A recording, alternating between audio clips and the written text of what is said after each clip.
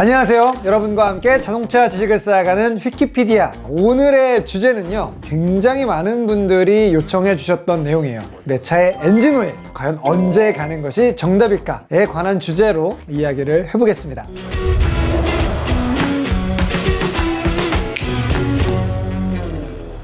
자, 엔진 오일의 교환 주기 정말 제각각의 기준을 가지고 있습니다. 어떤 분들은 3,000km마다 간다는 분, 10,000km, 15,000km. 이 오차가 굉장히 큰데요. 자, 과연 정답은 무엇일까요? 제조사는 초도 충진 오일이라고 하죠. 그 차에 맞는 엔진과 엔진 오일의 조합으로 어느 정도 내구성에 대한 검증을 마치고 차량을 출고하게 됩니다. 그래서 권장 엔진 오일을 특정하는 경우들이 대부분이고요. 점도 지수도 그 차에 맞는 한 가지를 권장하는 경우들이 많습니다. 그리고 이러한 조건이 맞춰졌을 때 일반적인 경우에 엔진 오일 교환 주기는 몇 킬로미터 혹은 1년에 몇 회 이런 식으로 보너스 매뉴얼에 기재를 하게 되죠. 요즘에 나오는 거의 대부분의 차량들은 매뉴얼상으로 1년에 최소 1회 혹은 한 번 교체하고 약 10,000km 정도의 교체 주기를 권장하고 있습니다. 물론 디테일한 부분들은 여러분들 차량의 오너스 매뉴얼을 다시 한번 꼭 확인을 해 보시길 바랄게요.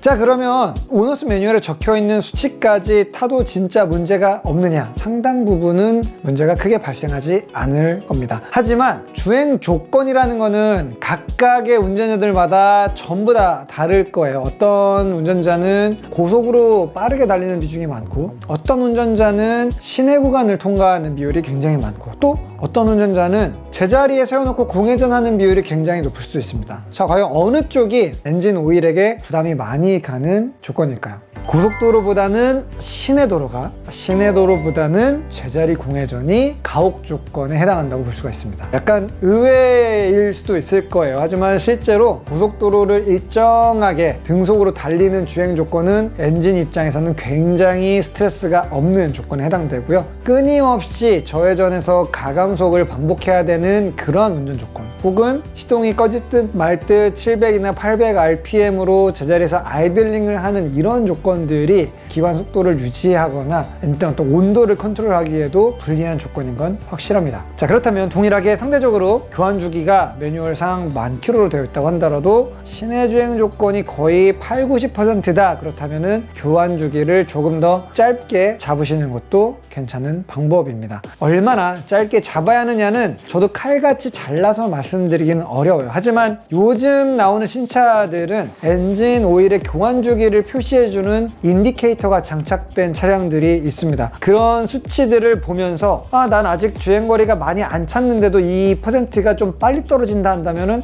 아마 가혹 운행 조건에 해당되는 운행 패턴을 가지고 있을 확률이 굉장히 크다고 저는 생각이 듭니다. 그런 경우에는 만에서 8,000이나 7,000km 정도로 교체 주기를 당겨주는 것도 좋은 방법이 되겠죠. 반대로 연간 주행거리가 워낙 작은 분들도 있어요. 1년 내내 타도 주행거리가 5,000km도 안 된다, 3,000km도 안 된다. 저 같은 경우에는 1년에 몇백 킬로밖에 안 타는 차도 있거든요. 자, 이런 경우는 어떻게 하는 게 좋을까? 엔진 오일의 기본적인 물성, 시간에 따라서 이 화학 반응에 의해 산화되거나 점도가 변화하는 경우들도 있기 때문에 주행거리가 도래하지 않다고 하더라도 통상적으로 1년에 1회 정도는 엔진 오일을 교환해 주는 것을 추천해 드립니다. 엔진 오일을 교체해야 되는 근본적인 이유는 무엇일까요? 엔진 오일은 일단 점도 지수라는 걸 가지고 있습니다. 점도라는 건 말 그대로 얼마나 끈끈한가, 얼마나 묽은가에 대한 정도의 표시인데요. 점도가 애초에 나왔던 점도에서 사용할수록 변화를 하게 됩니다. 스포티한 주행이 많은 운전자 같은 경우라면은 점도가 점점점 묽어지는 경향이 있고요. 일반적인 주행을 하는 분들이라면은 교환 주기를 지나게 되면은 이 점도가 오히려 불순물들이 많이 섞이게 되면서 뻑뻑해지는 이러한 문제들을 겪게 됩니다. 어느 쪽이든 애초에 점도에서 변화한다는 것은 좋은 점이 아니죠. 그래서 이런 때는 엔진 오일 교체가 꼭 필요한 주기가 되겠습니다. 그 외에도 엔진 오일이 하는 역할들은 굉장히 많은데 엔진 내부에서 나오는 퇴적물들, 금속 가루가 될 수도 있고 연소 과정에서 발생되는 탄화 찌꺼기들이 섞이는 경우들이 될 수도 있고요. 여러 가지 부분들을 오일이 점점점 쌓아안고 순환을 하기 때문에 그런 퇴적물들이 어느 순간 너무 많아지게 되면 필터에서도 제대로 걸러지지 않을 뿐더러 기계적인 내부 부품 사이에서도 원활한 윤활의 어떤 보호 목적을 방해하는 요소로 작용을 할 수가 있게 됩니다. 그렇기 때문에 적기에 맞춰서 엔진 오일을 교체를 해주는 게 굉장히 좀 중요한 부분이 되는 거죠.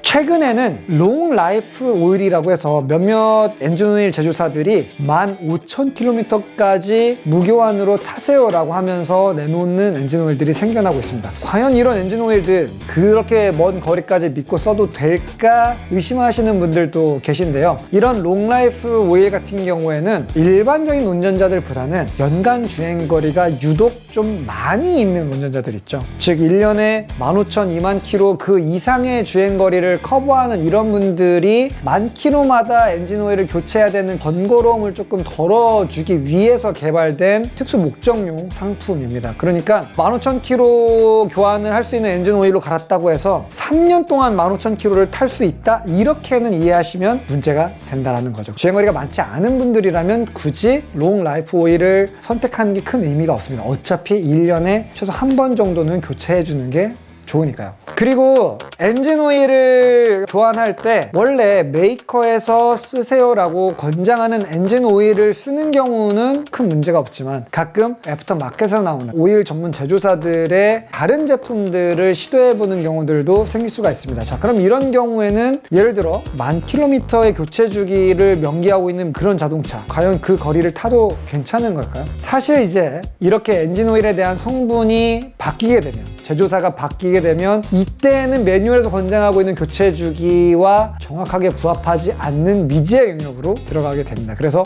매뉴얼상에 나와 있는 권장 교체 주기는 말 그대로 매뉴얼에서 권장하고 있는 엔진 오일을 썼을 때, 대부분은 초도 충진 오일이죠. 그 오일을 썼을 때에 검증되어 있는 거리라고 이해를 하시면 됩니다. 그래서 애프터마켓을 바꾸게 되면 사실 이제 그 수치를 맹목적으로 신뢰하는 거는 조금 어려운 상황으로 들어가게 되는 거죠. 그리고 엔진 오일을 교환할 때 점도 지수가 다른 제품을 쓰는 경우들이 있어요. 엔진 오일 통을 보게 되면 모든 엔진 오일에는 점도 지수가 있습니다. 그리고 과거에는 뭐 단일 점도 지수를 썼지만 지금 나오는 엔진 오일들은 대부분 다 두 개의 점도 지수를 표시하고 있죠. 하나는 W, 윈터, 그러니까 혹한기용 점도, 그리고 뜨거운 조건에서의 점도 지수를 표시합니다. 이 뜨겁다는 거는 여름같이 뜨거운 계절을 의미하는 게 아니라 실제로 엔진 안에서 워밍업이 다 끝나고 오일 온도가 100도나 그 이상으로 올라갔을 때, 뜨거워졌을 때의 점도 지수를 표현한다는 게 정확히 맞겠죠. 자, 이 W 앞쪽에 있는 숫자는 숫자가 높을수록 추울 때 엔진 오일이 상대적으로 조금 더 뻑뻑하게 굳어 있고요. 숫자가 낮아질수록 저온에서도 엔진 오일이 단단하게 굳지 않고 부드럽게 흘러갈 수 있는 묽은 점도를 유지할 수 있다고 이해하시면 되고요. 고온 쪽 지수 같은 경우에는 숫자가 높을수록 고온에서 점도의 저하가 더 적습니다. 그러니까 더 고온에 대응할 수 있는 수치는 높은 숫자, 상대적으로 낮은 숫자는 고온으로 갔을 때 점도가 좀 많이 깨지면서 많이 묽어지는 형태로 오는 그러한 특성을 가진 엔진 오일이라고 보시면 되겠습니다. 물론 성능만 생각한다고 한다면 고온에서 수치가 높은 지수를 가지고 있는 오일을 쓰는 게 맞겠지만, 반대로 오일이 약간 뻑뻑하게 있다는 거는 요즘 가장 큰 화두인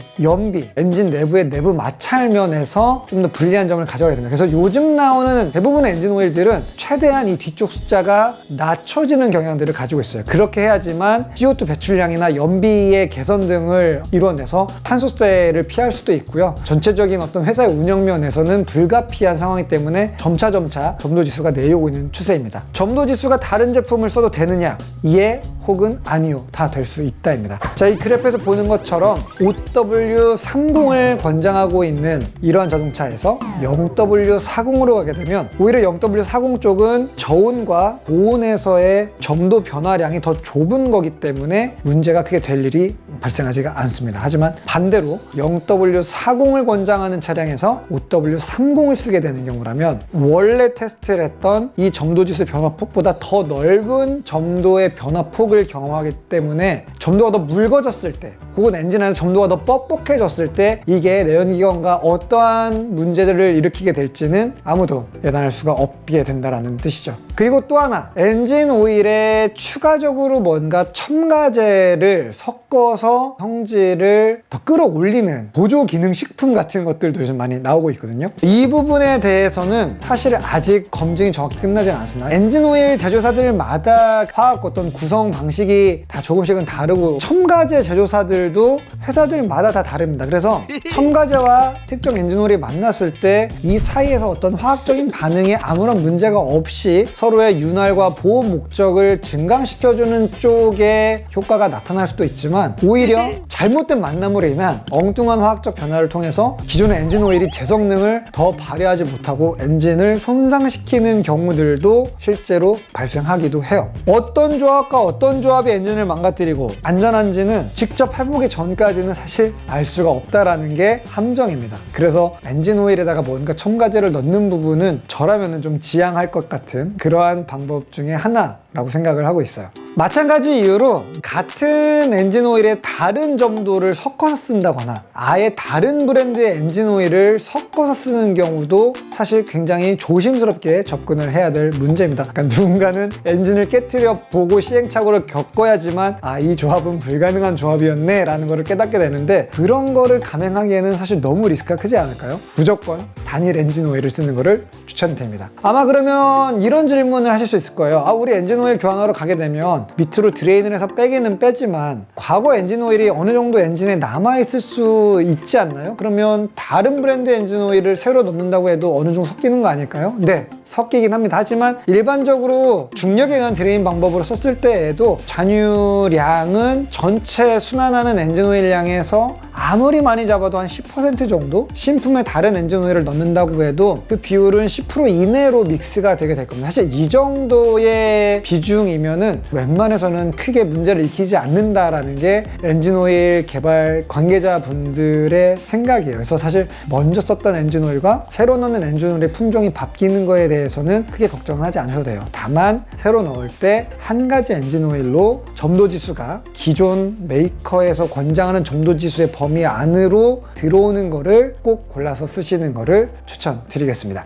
자, 여러분들이 다른 엔진 오일을 새로 시도해보기 위해서 엔진 오일 가게 가보시면 정말 수많은 종류의 엔진 오일들이 있습니다. 메이커도 여러 가지고 메이커 안에서 나오는 라인업도 여러 가지고요. 가격도 천차만별이죠. 리터당 2~3천 원 하는 것에서부터 5만 원 이상급의 정말 몇십 배의 오차를 가지고 엔진 오일들이 다양하게 준비가 되어 있어요. 어떤 오일을 고르는 게 정답인지는 정해져 있지는 않습니다. 그러나 저는 엔진 오일 자체에 대해서 그렇게 돈을 많이 투자하는 편은 아니에요. 적당한 가격대의 오일을 사서 적당한 교환 주기에 갈아주는 것. 사실 이렇게 운행했을 때 제가 스포티한 주행을 하고 주행거리를 많이 타고 이랬을 때도 한 번도 오일 때문에 엔진이 문제를 일으켰던 적은 없었습니다. 그래서 여러분들 엔진 오일을 선택하실 때 한번 이런 부분도 좀 참고하시면 좋을 것 같아요. 비싼 오일을 사서 이걸로 본전 뽑을 때까지 오래 쓰는 거, 그것보다는 차라리 조금 저렴한 엔진 오일을 가지고 한 번을 더 갈아주는 게 같은 예산을 가지고 조금 더 엔진 컨디션을 잘 관리할 수 있는 방법이 아닐까라는 생각도 해봤습니다.